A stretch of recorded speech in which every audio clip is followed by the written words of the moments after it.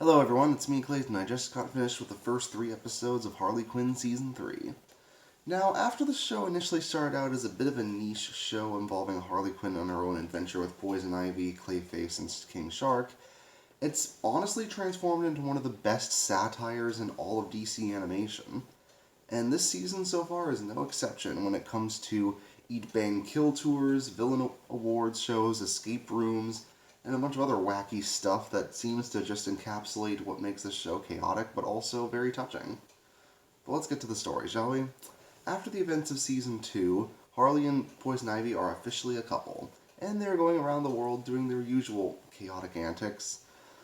When, turns out, Poison Ivy has had a plan to terraform Gotham City this entire time, and she wants to have that as her main goal this season. All while Harley does her usual stuff to try and make Poison Ivy and her happy, where she ultimately makes things worse unintentionally. Such as when she kidnaps Amanda Waller and ends up getting one of the members of the Suicide Squad to go after her.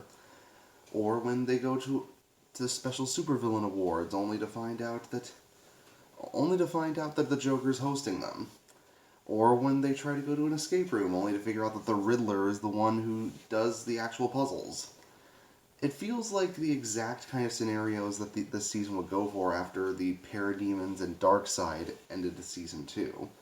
After that, I thought there was basically nowhere to go from there, but so far it feels like this season's definitely going to try and one-up the last one, even if it has been a while since the second one came out.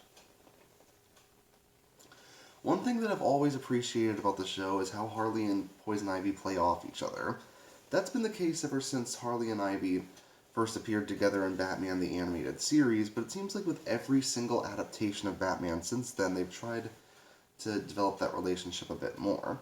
And I think it's reached its apex here. But that doesn't mean the Bat family's out of the picture here. There's a really funny part with Nightwing as he joins Batgirl, Batman, Robin, and Alfred on their crime-fighting spree, and he gets to learn about teamwork at the same time that Poison Ivy does.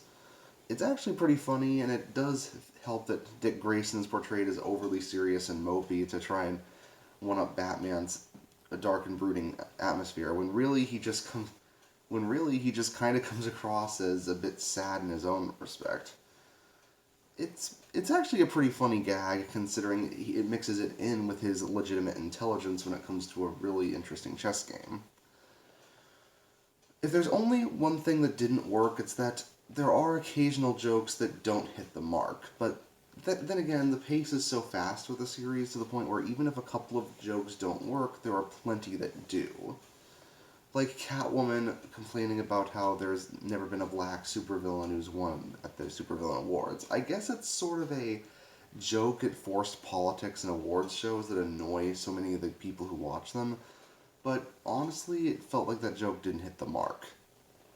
But when that's mixed in with Harley Quinn fighting an android, or with Bane being a seat filler while also wondering about what his purpose is as a villain now, it actually lets you know that every time there's one segment that doesn't work, there's 4 or 5 that do.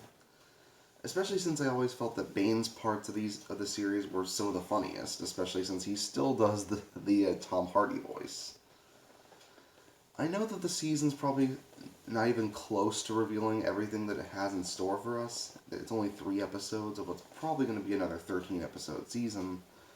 But for what it is, it's a strong return, and I can't wait to see more. So I'll see you next week for more weekly reviews of Harley Quinn.